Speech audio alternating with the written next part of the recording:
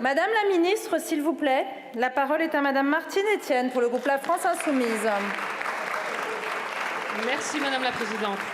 Monsieur le ministre de la Santé, le 15 septembre, vous lanciez une grande campagne de prévention contre la bronchiolite, cette infection respiratoire qui touche les nourrissons.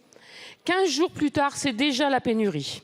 Faute de doses de Beyfortus, le produit injectable qui permet de protéger les bébés de la bronchiolite, vous êtes obligés de stopper la livraison en pharmacie et de ne prioriser que les maternités. Encore une fois, vous n'avez rien anticipé.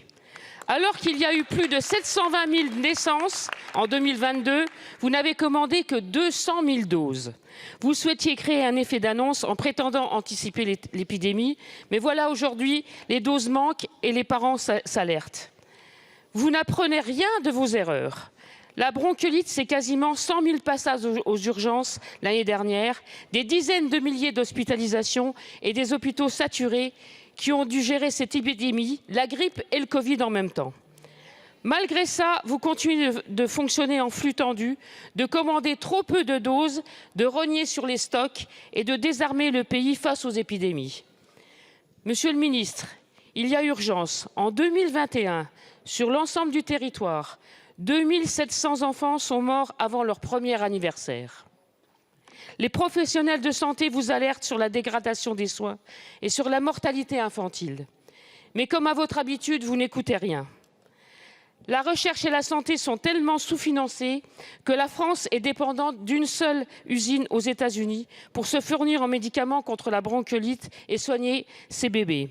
Sous Emmanuel Macron, les pénuries de médicaments ont été multipliées par 7.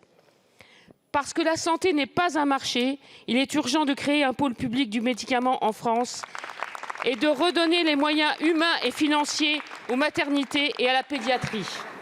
Alors, Monsieur le ministre, comment allez-vous faire pour protéger la santé de nos bébés? Merci beaucoup.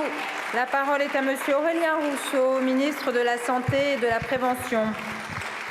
Madame la Présidente, Mesdames et Messieurs les députés, Madame la députée, 4 pays au monde ont commandé du Beyfortus. La France, l'Espagne, les États-Unis et l'Allemagne. En mars dernier, un laboratoire est venu voir mon prédécesseur François Braun et lui a proposé un traitement qui n'avait fait l'objet d'aucune autorisation.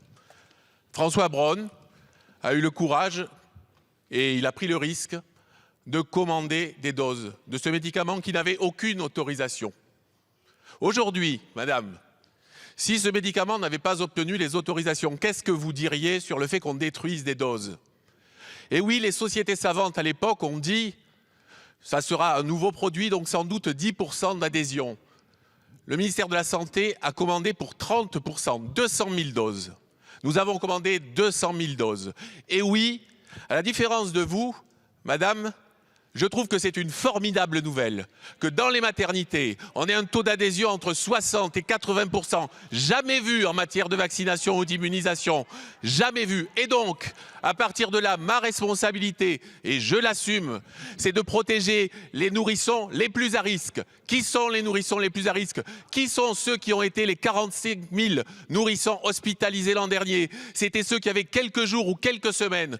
Donc oui, nous privilégions les doses de 50 mg de Beyfortus dans les maternités. Et en attendant, plutôt que de nous faire à nouveau la complainte du drame, nous travaillons au progrès. La Première ministre, le Président de la République et moi-même, nous nous battons tous les jours pour obtenir plus de doses et que pour que la France soit, comme elle le sera, j'en suis sûr, le pays qui aura la plus grande couverture au Beyfortus dans le monde. Je vous remercie.